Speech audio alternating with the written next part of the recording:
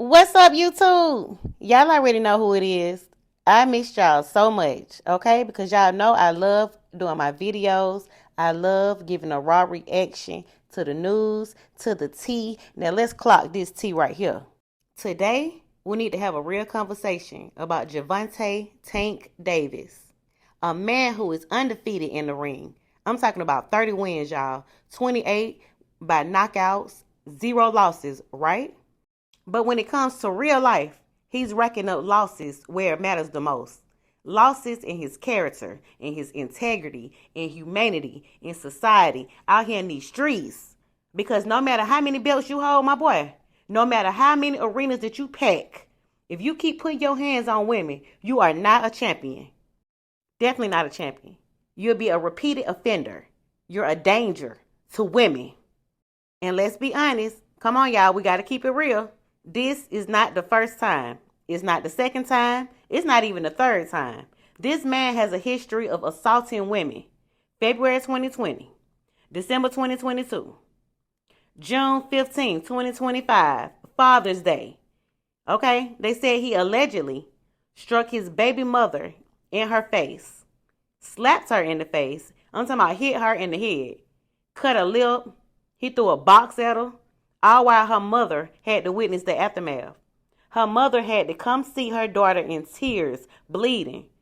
Now tell me, what kind of man makes a mother watch her baby girl be broken like that? And yet, here we are again, y'all. Misdemeanor battery. Not a felony. He just basically gets a slap on the wrist. His bond, what, $10,000? So y'all know he was right back on the streets. Because let's be honest, $10,000 ain't nothing to him.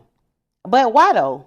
Why is a man who has been arrested multiple times for laying his hands on women still getting off with misdemeanors? Where's the escalation? Where's the justice? You mean to tell me that you can do this over and over again and never face real punishment? Is fame that powerful? Is boxing that sacred that we let the rules bend for someone who knows how to swing? He has daughters. Now let that sink in. Daughters who would grow up and one day enter this world of men. How would he feel if a man ever touched them the way that he touched their mother? Would he be calm then? Would he want probation and drop charges for them? Or would he want blood? People got to stop excusing this behavior just because someone is famous. Because he's fast in the ring. Because he knocks people out. Because fans cheer for him. Because that ain't enough. What's the point of being the best if you're the worst kind of man? Why is he so angry? Why is all this pain inside of him being taken out on the women that are closest to him? You can't punch your way through trauma. You can't slap your way into peace. That's not healing. You are hurting. It's destruction. And maybe it's time that he finally stop hiding behind his fist and start dealing with the truth. I don't know if he needs therapy, counseling, or intervention. Whatever it is, it has to start. But not because his team tells him to do it for damage control.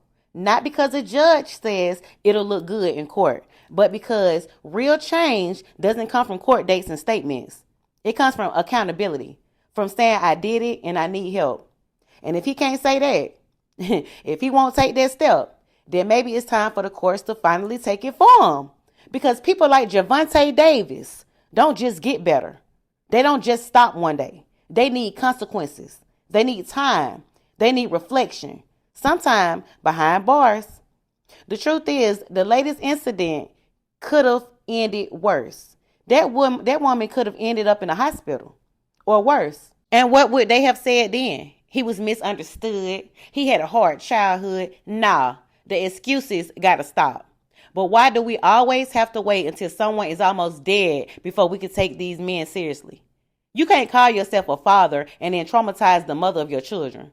You can't say that you love your daughters and teach them through your actions that this is what love looks like. That this is how a man shows strength. Because real strength, real manhood, that's knowing how to control your anger, how to control your power. That's knowing when to walk away. That's knowing how to protect and not harm. So now, this ain't just boxing news. This ain't just TMZ drama. This is a call to everybody. Promoters, sponsors, fans.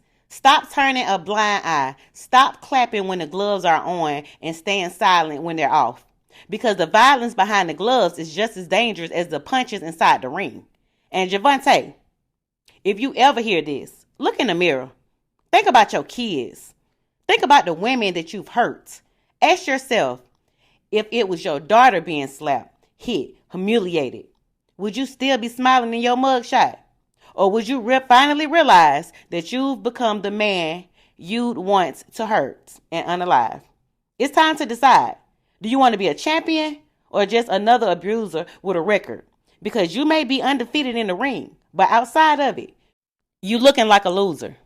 So until next time, y'all, that's my video. That's my commentary. I'll see y'all in the next video. Y'all already know what we doing. Y'all corporate thugging with Mika. Well, I'm corporate, but I'm still thugging.